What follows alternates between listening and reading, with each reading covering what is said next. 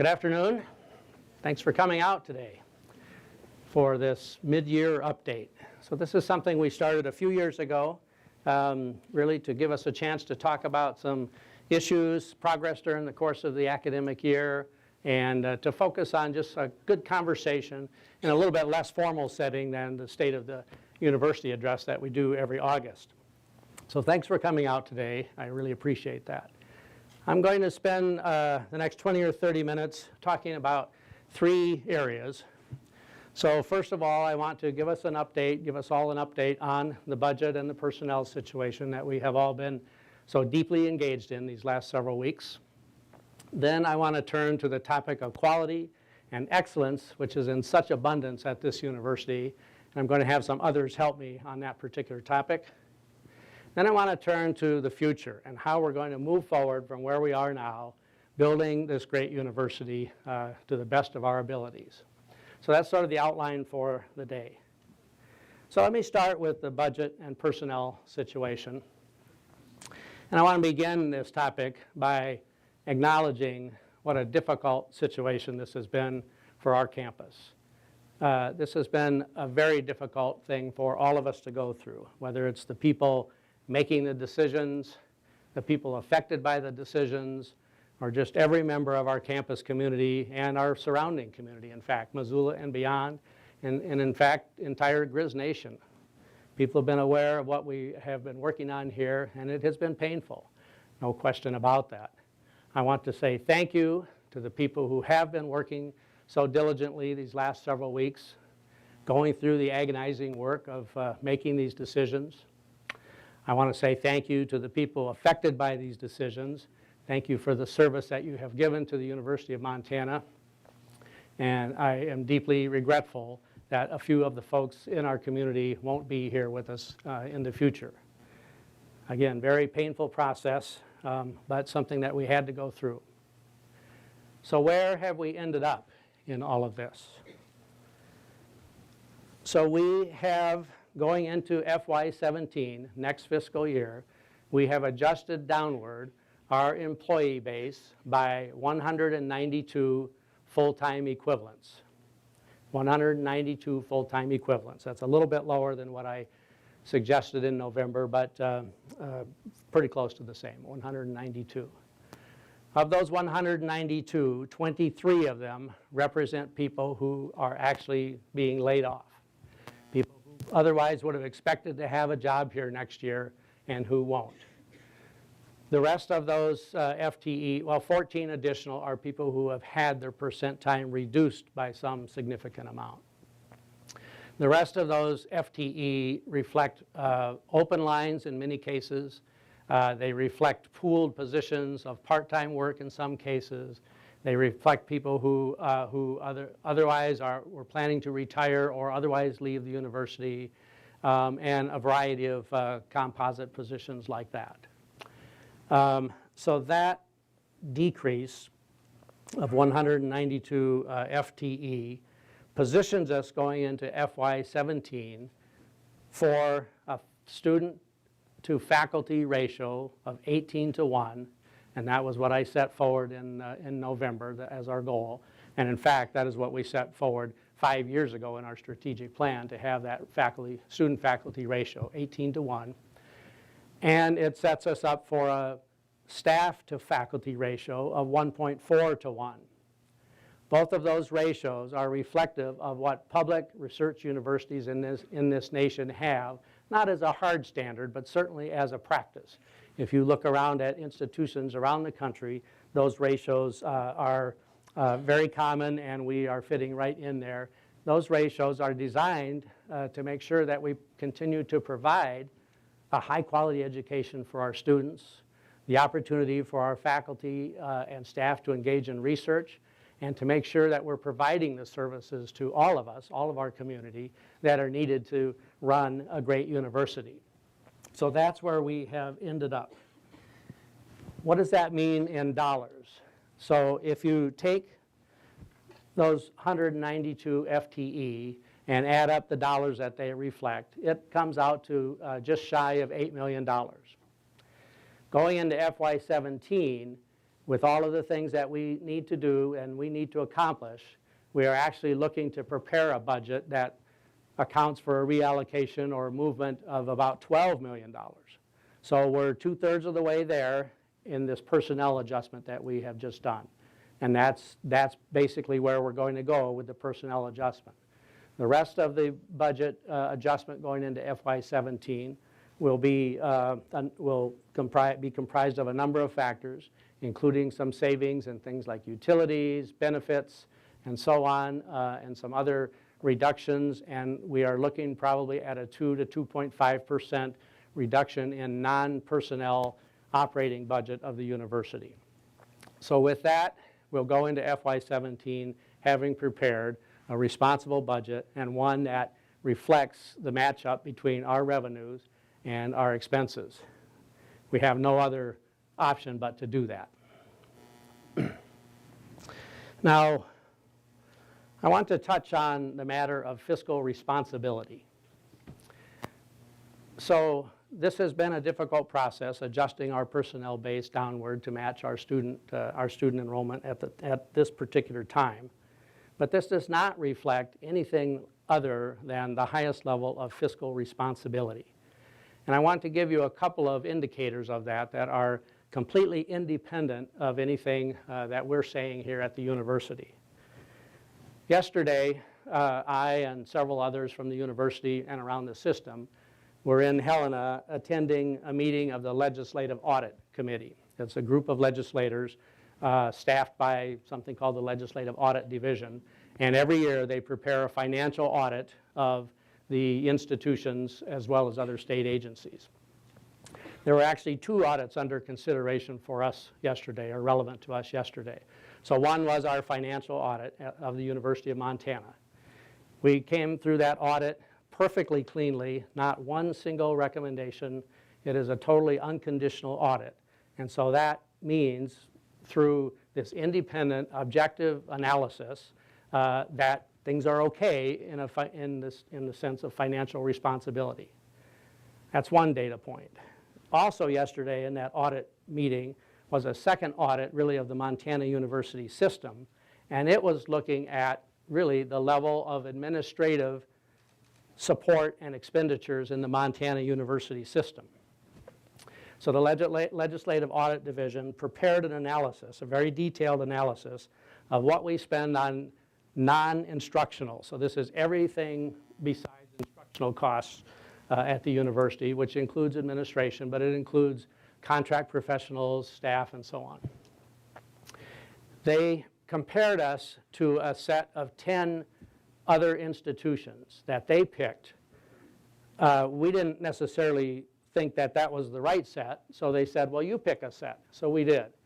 And we picked a set basically of flagship institutions in the region and around the country in relatively low population states, a set that we've been using pretty regularly for comparative purposes.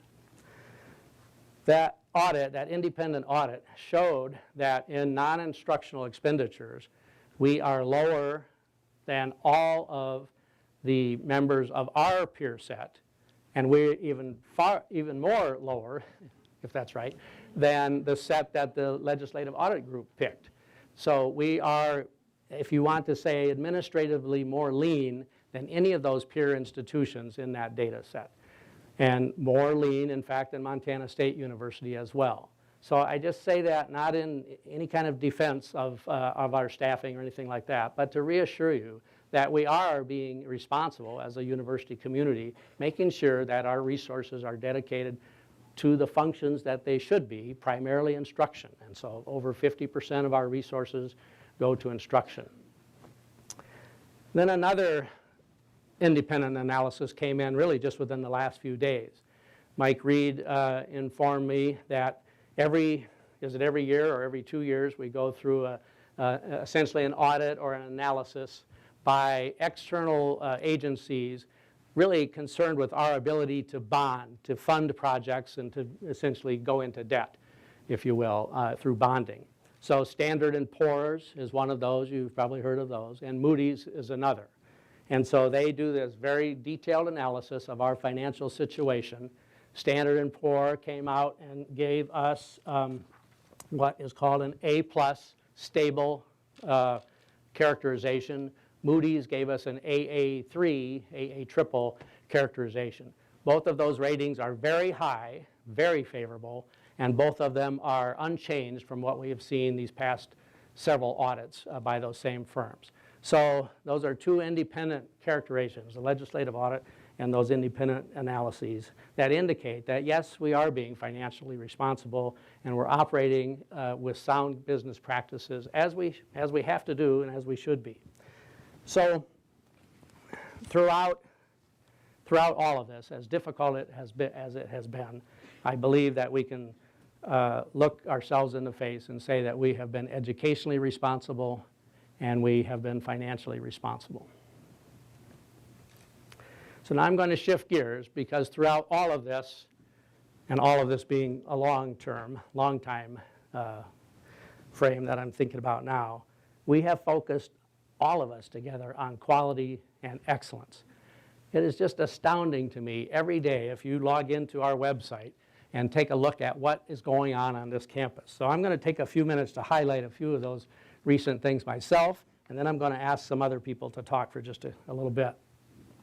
So if you follow our website or the news releases, you will recognize some of these things. The publication Great Value Colleges just noted the top 35 most beautiful campuses in the country, but more than most beautiful, the top values in higher education. University of Montana is number 8 on that list out of the 35 best in the country.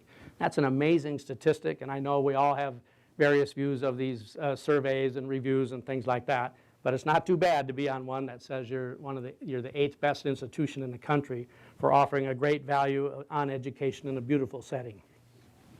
Recently, students from our media arts program went to Sundance, to the film festival, Slam Dance Film Festival in Park City.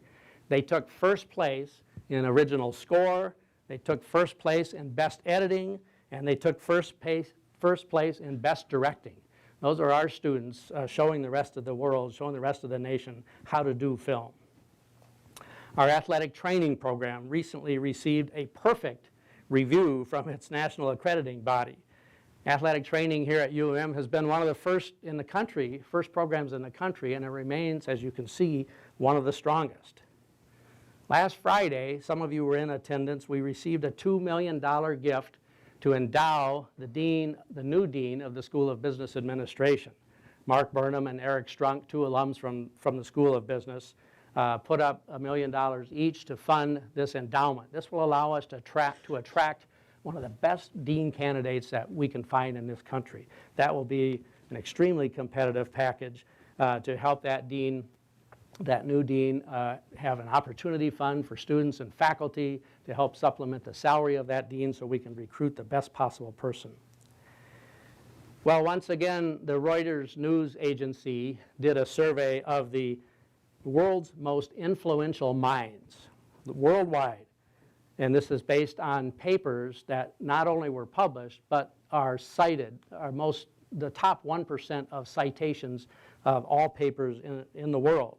Two of our faculty members, Ray Calloway and Gordon Lukart, for the second time are on that list of the world's most influential minds. That is a tremendous recognition. Both of them are very active researchers, which gives me an opportunity to highlight the tremendous research activity that's going on here in a global sense. I think I told you last August that we had set a new record for research funding at this institution. I think it was $83 million last year, going strong this year, probably going to exceed that.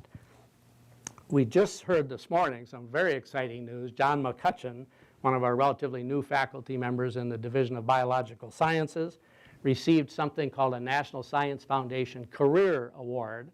This is a remarkable, prestigious award, not very many of them given out in any given year. We've had a handful here at the University of Montana, which is a really good number for us. So congratulations to John McCutcheon for receiving that this morning, or receiving the news this morning. Sarah Renfrey, one of our new faculty members in political science, just received recognition as a Fulbright specialist, and she'll be spending part of the spring semester in Denmark working on a special project in the area of environmental policy. Rosalind Lapierre, who is with us today. I know maybe some of these others are too, but I know Roz is here. Roz had some great news yesterday that she was awarded a year-long research and residence fellowship at the Harvard Divinity School to work on a book on ethnobotany of the Blackfeet and to teach a class at Harvard on native religious views on the environment. One of 5 people selected internationally for that recognition. I saw Henriette Lovish in the audience, and I think Dean Abramson, Larry. The two of them will be taking a group of 18 students to Berlin this summer to document the Syrian refugee movement in Germany. Most of the students who will go are journalism students, but not all of them. One of them is a computer science German double major, and he's going to develop an app that the Syrian refugees can use excuse me, to keep in contact with one another and to follow their family members. What a remarkable experience for those 18 students that are going to go on that trip. I could go on like that forever, and you know from listening to previous talks of mine that I like to do that, and I love to acknowledge the accomplishments of our students and our faculty, but I'm going to ask a few other people to do some of that for me right now. So first, I want to ask a student, Caleb Chestnut, if he would just come up and give you a couple of minutes of some of the cool things that Caleb is doing and taking advantage of here at the University of Montana. Caleb? Is this thing on? This on? Okay.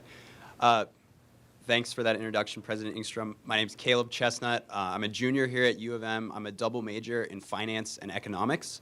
I'm hoping that after I finish my time at UM in 2017 to work as an analyst on Wall Street for a hedge fund or an investment bank, and perhaps one day enter monetary or fiscal policy making and work for the Federal Reserve, the U.S. Treasury, or the White House. And also, I was raised in Bozeman, but don't worry, it's rest assured that I'm a Grizz fan. After receiving the Davidson Honors College Presidential Leadership Scholarship in March of my senior year of high school, and after carefully considering a variety of other factors that would determine my college choice, there was no doubt for me that the best school to attend would be U of M. I left Bobcat territory in 2013 and was immediately warmly welcomed to U of M. My first semester was defined by a crazy amount of time that I spent in the Davidson Honors College, which presented the opportunity for debate and discussion and also sharpened my critical thinking skills. Dean Jim McCusick and Lori Pengelly Drake challenged my beliefs and general worldview through classes and one-on-one discussion. The DHC also drove me to seek adventure, as I went to Ireland for 2.5 weeks with one of my classes after my first semester. This trip rekindled my desire to travel and my interest in other cultures. And even though I love Missoula, I was pretty depressed when I came back to Montana. Anyone who's traveled understands the feeling. And my freshman year in December, after a couple resignations on ASUM, U of M student government, I interviewed twice and I was offered to take a seat on the 26-member Senate. I was really excited to begin, and since my time at ASUM began, this is more than anything else, except what I'll share after this, defined my college experience. Since my time on ASUM began, it helped me to learn to solve complex problems, build critical thinking skills, and network with the people around me. And perhaps most importantly, ASUM helped me learn how to compromise and work with people from a variety of different perspectives and backgrounds. I've been proud to use this experience to improve the environment that I was placed in here at UM and in the city of Missoula as a whole. And I just recently returned about a month ago from the greatest adventure of my life so far. I spent the last 4 months studying at Korea University in Seoul, South Korea. And during my time in Asia, I also had the opportunity to travel abroad to Hong Kong. Hong Kong is awesome, by the way, in case you haven't been. Tokyo and Taipei, the capital of Taiwan. During these adventures, all of which were paid for and facilitated by the University of Montana, I learned a variety of things about where our place in the world and the way that other cultures operate and how people are, even though they're raised on the other side of the globe even if they have the same religion, the same political views, people differ simply because they come from other parts of the globe. And my experience here at U of M is what compelled me to do that. And Korea was an adventure that I'd been wanting to go on my whole life, and that was enabled by coming here for school. As far as my career plans go, and this summer I'm very excited to hear back from a variety of organizations that I've applied for internships for this summer. I had an interview in Salt Lake City with an investment bank 2 weeks ago, and I've been equipped by people like Cheryl Minnick in Career Services and the entire cohort down there that was helping me deliver the best resume and give the best interview possible. And my professors have also provided me with a wealth of knowledge that I needed to go in there and be one of the most qualified and best prepared for my interview. I'm excited to hear back from that company in Salt Lake. And all of this comes back to the opportunities that U of M provided for me. Without me being here, there would have been no Korea, there would have been no Ireland, and there would have been no ASUM. I wouldn't have met Jim Messina, President Obama's campaign manager, downtown at midnight. That did actually happen, by the way. I never would have heard Leon Panetta speak when I was a freshman. I never would have had the opportunity to serve on the board of directors for the Montana Public Interest Research Group when I was a freshman. U of M has given me the resources to achieve my goals and also to dream bigger than I ever have before.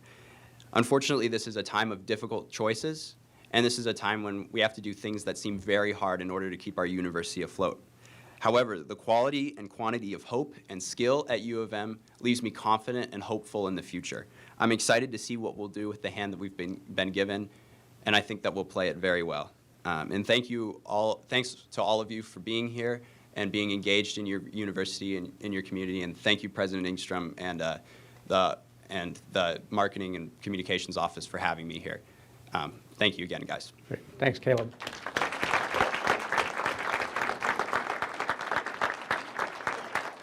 Now I'd like you to hear from Lisa Blank, a professor in the Phyllis J. Washington College of Education and Human Sciences. Lisa? Thanks. Like many of you, the Department of Teaching and Learning has experienced decreasing enrollments. Fewer individuals are willing to take on the challenge of teaching. We face competition from in-state and out-of-state teacher academies who operate outside universities and often state requirements. So what to do? With support from our dean, our faculty realized we needed to change the way we do work. So we identified 3 things. One, we recognized that we needed to be more connected and more responsive to the everyday needs of teachers in public schools. We need to be more nimble with social media to establish ourselves as important thought partners in solving the everyday problems that schools are facing today. And then we needed to actively engage to refurbish the ideal of teaching. So with this and funding from the Washington Corporation, we began conversations with Missoula County Public Schools to leverage our shared commitment to education.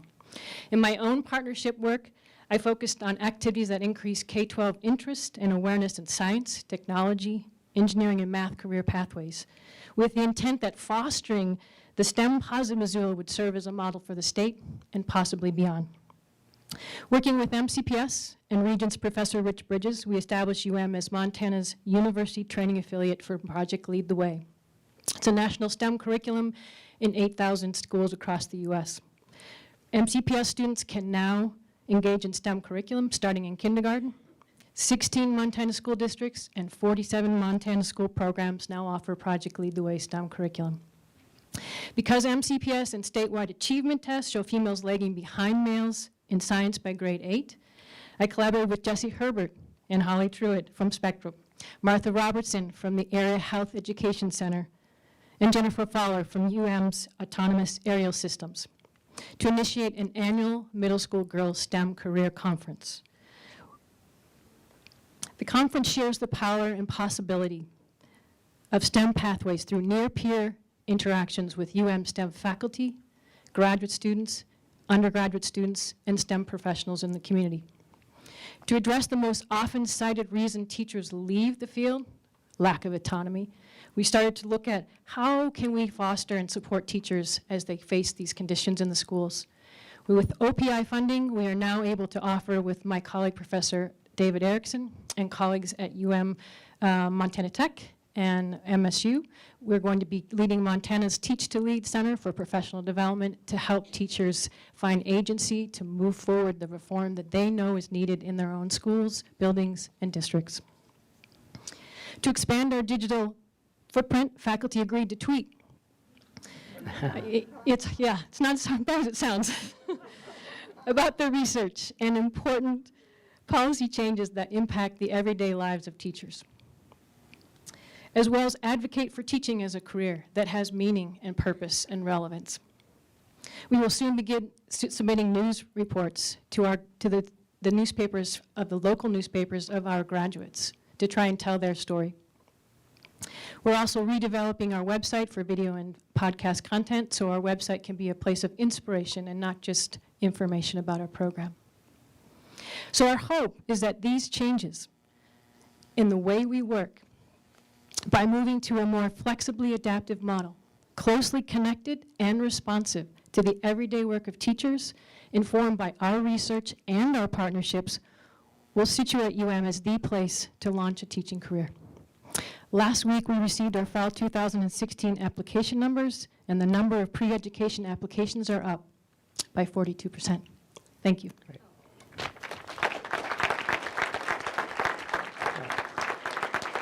Thanks, Lisa. And now Holly Truitt, one of our staff members who runs our Spectrum Science Lab and our Broader Impacts Group.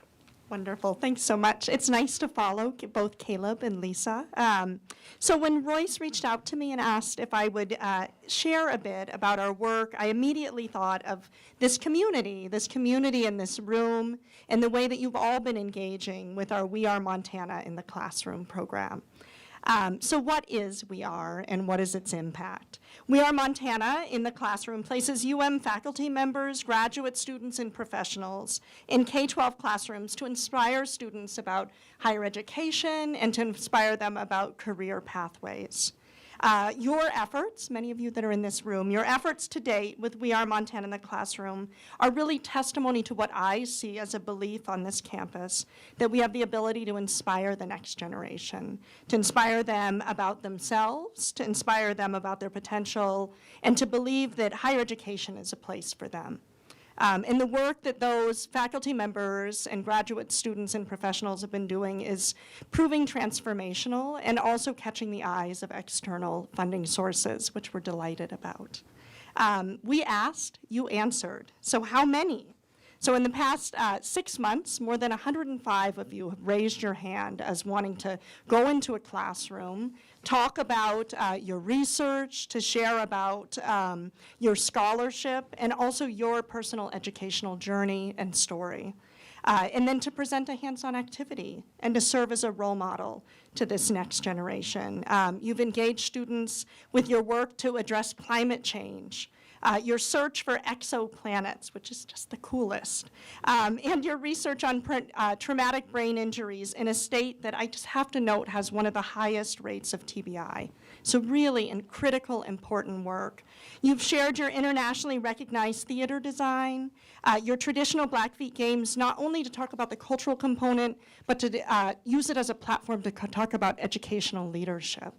And the high-tech tools that UM's art students use to create sculptures. So it's been a really dynamic, fun time in these classrooms. So in the past semester, you've taken to the roads.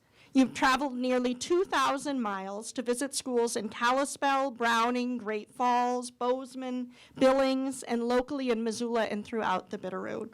But that wasn't enough. You guys took to the broadbands.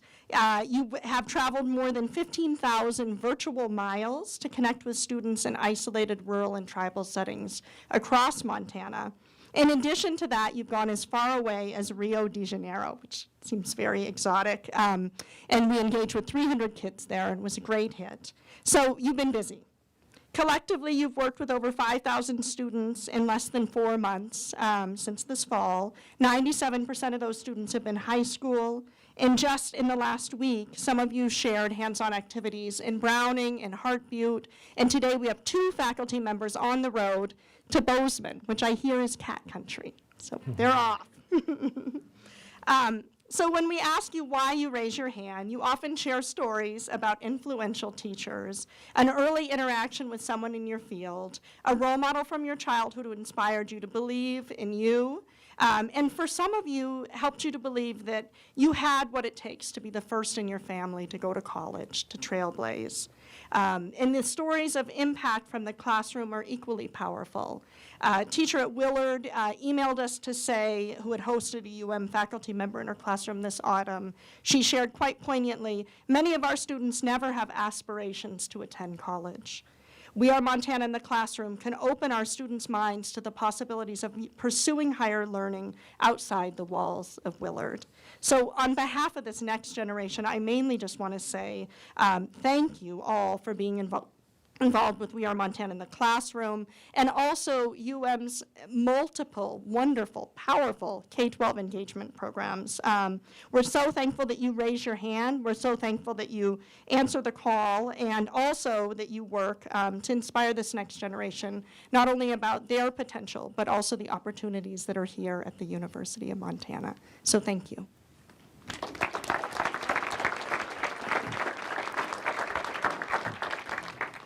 Thanks, all three of you, for your great work and for helping me out in this presentation. Excellence at every turn. Well, let's talk about moving forward. So, in my opinion, we are on a relentless pursuit of becoming one of the most effective and one of the most respected flagship universities in this nation. Today's world presents exciting, complex opportunities and challenges like never before. And it's our job to educate our students so that they thrive in that complex environment. Our vision needs to be to prepare the leaders, the citizens, and the professionals who are going to contribute to a vibrant and prosperous democracy right here in Montana and in our country and around the world. We achieve that vision through a broad range of educational programming critical to today's needs and opportunities, firmly grounded in critical thinking, problem solving, and communication skills, and taught by a world-class faculty of teacher scholars.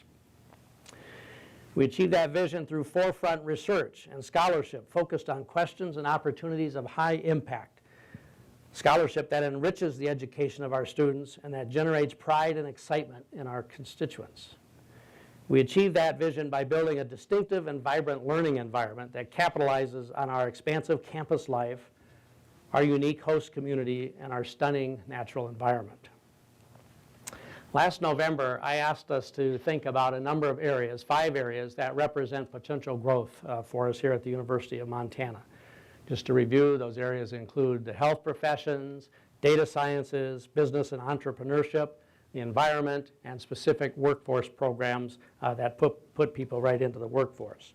All of these are underway at some level of discussion. I want to focus just for a moment on one of these activities today with a significant announcement. I'm announcing today something called the University of Montana Health and Medicine Initiative. We have a wide range of health-related programs organized in several colleges and schools across our campus. We have an amazing array of biomedical and healthcare research programs around the campus, some of which represent partnerships with healthcare providers here in the state and beyond. We have clinical application right here on our campus where members of our community can receive health care of various types. We're in a unique position in the state of having both major health systems here in Missoula and a major research university with depth of programming in the health professions. Recently, we've begun coordinating the family medicine residency program in western Montana.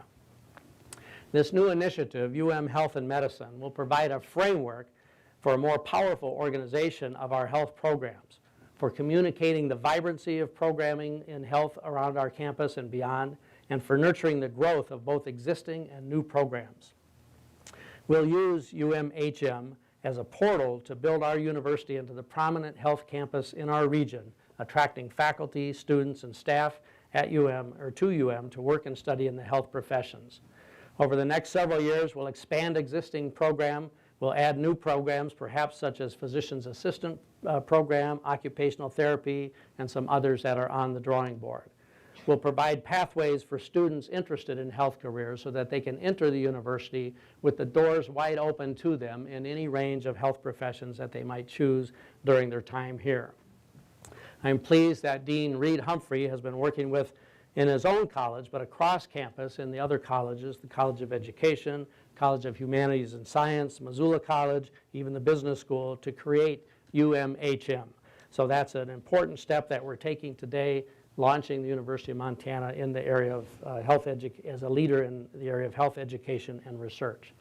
Very exciting development. I want to say thanks to all of the folks who have been so involved in putting that initiative together, spontaneously, within a matter of just a few months, taking charge of that area and saying, we're going to make this a hallmark of the University of Montana. Now I want to turn to 3 areas of action that we need to be working on over these next several months. And let me start with this topic of the liberal arts. The feedback, and thank you, by the way, for the tremendous feedback over the past several weeks, a lot of it, and very effective feedback. One of the points that came through loud and clear was our recognition, our foundation within the liberal arts. It is clearly a source of tremendous pride for us. It is at the heart of who we are as the University of Montana. So in addition to those 5 areas that I mentioned in November as growth areas, we're going to add another one, and that is the area of the liberal arts. So I want to reissue the charge that I gave to the AAIP group a year and a half ago, the Academic Alignment and Innovation Program group. Here was that charge. Ensure that the liberal arts are central to today's higher education and decide how we should communicate the importance of the liberal arts to prospective students, parents, teachers, and the general public. AAIP wrestled with this question and got a good start on it, but they did conclude the topic of a liberal education is a topic that's broader than the AAIP and deserves a campus-wide discussion. They were right about that, and we got a good start on that campus-wide discussion last October when we held that conference on campus, Education for a Vibrant Democracy. Even one of our keynoters was the vice president of the Association of American Colleges and Universities, the organization in our nation that represents the idea of a liberal education and the promotion of the liberal arts. So I want a group to come together now to continue that discussion, advising me in particular, but all of us in that area regarding that charge above. And so I'm going to ask you for people who are interested in that conversation to get a hold of me, and I'll send out a reminder email or follow-up email. I'm going to convene that group myself because I feel like it is at the heart of who we are, and I need to be informed as clearly as I can be by those of you and all of us who have liberal arts as a passion. So that's action step number 1. Action area number 2 has to do with recruiting. Over the last 2 years, the Office of Admissions and Integrated Communications have worked in partnership to completely overhaul the way that we talk to prospective students. Can you push that? Okay, I don't expect you to read this slide. The impact of this slide is to show you the touch points that the Office of Admissions now has in place for prospective students starting in their sophomore year of high school when they first take the practice SAT exam and working all the way through to when they matriculate at the University of Montana. It's a completely overhauled system than what we had 2 years ago. Every single thing that gets mailed out here has been developed in the last 18 months to 2 years, some of it very recent. And the whole sequence of events is completely revamped from what we had before. Overlaying on top of this is just what the Office of Admissions is doing now. On top of that is the work that you as faculty and staff do in your phone calling, in your emailing, in your Montana in the Classroom projects. All of that overlays on top of this. So I'm going to invite you after this is over to, if you haven't on the way in, stop by outside of the theater here where the admissions office has set up all of the new mailings, publications, and so on that they are now sending out to our prospective student base. So we have turned much more strategic in this last year and a half in terms of the students that we get into the beginning of that pipeline and then how we interact with them during the course of the recruiting cycle. In addition, we have been much more strategic about non-resident recruiting in terms of the markets that we're after, and that includes international markets as well. Last night, I had the opportunity to meet with a brand new set of ambassadors, student ambassadors, who will be the people who lead the campus tours during the course of the spring semester as prospective students visit our campus. And I talked with them about those same 3 points I made a little while ago. Academics, outstanding academics at this institution, vibrant and exciting campus life that adds to your educational experience, and then this truly remarkable and unique setting that we have in Missoula in our surrounding area. And earlier today we launched a new initiative called Refer a Grizz, through the Alumni Association and Integrated Communications through the foundation and with admissions, we are now in contact with all of our alums out there, asking them to go out and find students who are the kind of students that should come to the University of Montana. So many, many new initiatives in that area, and again, I urge you to stop by and see some of that outside, and I just want to say thank you to the people who have been involved there. You had Holly earlier issue a call to you to get involved in those recruiting efforts, and I'm going to repeat that call to you as well. The third area then that I want us to focus on is what I will call visioning and strategic plan revision. We have actually a pretty darn good strategic plan. We wrote it 4.5 years ago. It's called Building a University for the Global Century. It has 5 key areas in it, and those are the areas that have been driving our decision making all along. But it's time to revisit that plan and freshen it up, rewrite it. And so we're going to put in motion then a review of the strategic plan, starting with a campus-wide visioning process. We have so many new things that have happened in the last few years that should inform our strategic plan. The AAIP being one of them, the hard work that that group of faculty members did during the course of last year. The new enrollment management efforts and so on. The international laboratory that many people on campus have been involved in, reviewing how we can strengthen our international programming on campus. Those 5 program areas that I talked about in November, and now this new liberal arts conversation. All of those things need to come together to inform this new visioning and new planning process. So there'll be a series of steps that we'll outline in a follow-up message to you. First, it will start with the establishment of a coordinating council, a group of 15 to 20 people, forward-thinking people, energetic people who will shepherd this process through over the course of the next 6 to 8 months. Excuse me. So we want energetic people, so if that's interest to you, please get a hold of me. We will then schedule a series of visioning sessions where groups of people can come together, have the opportunity to talk about their vision for the University of Montana so that collectively we can come forward with a good, concise, powerful statement that tells the world who we are, who we want to be, and why we're the great institution that we are.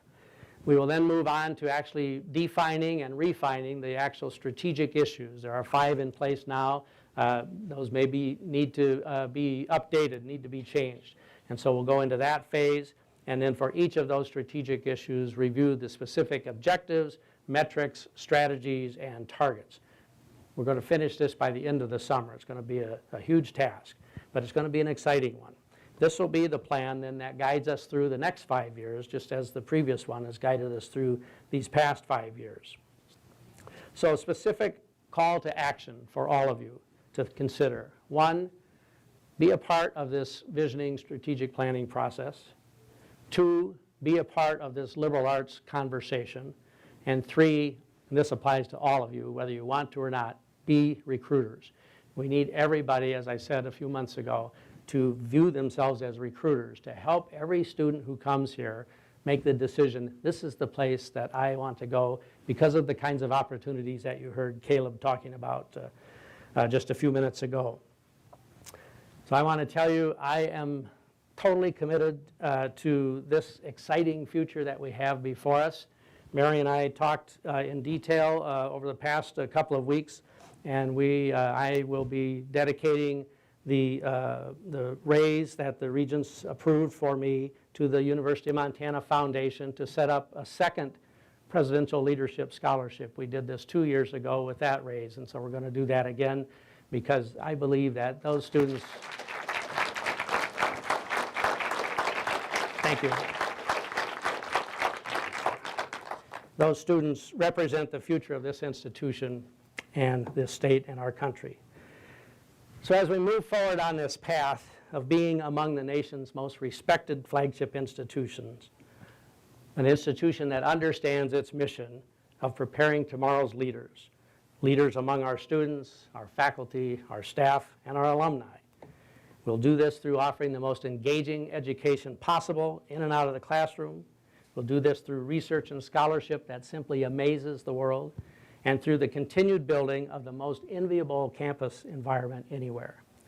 It's going to take all of us as thought leaders in this visioning and planning process, as recruiters, as teachers and scholars, most of all of us as nurturers of the next generation of human capital that comes from the University of Montana. Thanks for coming out today. I look forward to working with you as we move forward, and I'm more than happy to answer questions and take comments if you would like to do that. So thank you.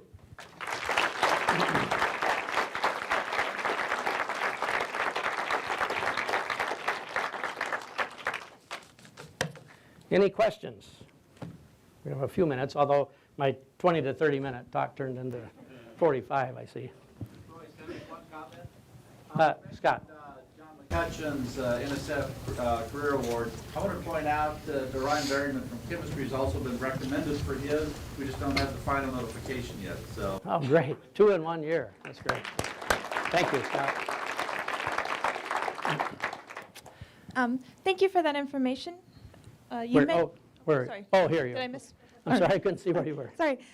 You mentioned very briefly that there may also be adjustments in benefits to address some of the need that still is in our budget.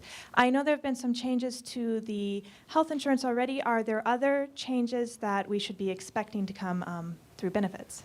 I think the main savings in our benefits pool relates to the fact that we'll have a smaller personnel base to begin with, and so the total benefits payments won't have to be as large. So that's what that's referring to. It won't, it doesn't mean any decrease in benefits to any individual. No, we can't do that. Thanks for the question. Anything else? Oh, okay. Please. Thanks. You say yourself that the university is facing these financial problems because of decreased enrollment. And it's also very public knowledge that the university refused to divest from fossil fuels despite the fact that 80% of students voted to do so.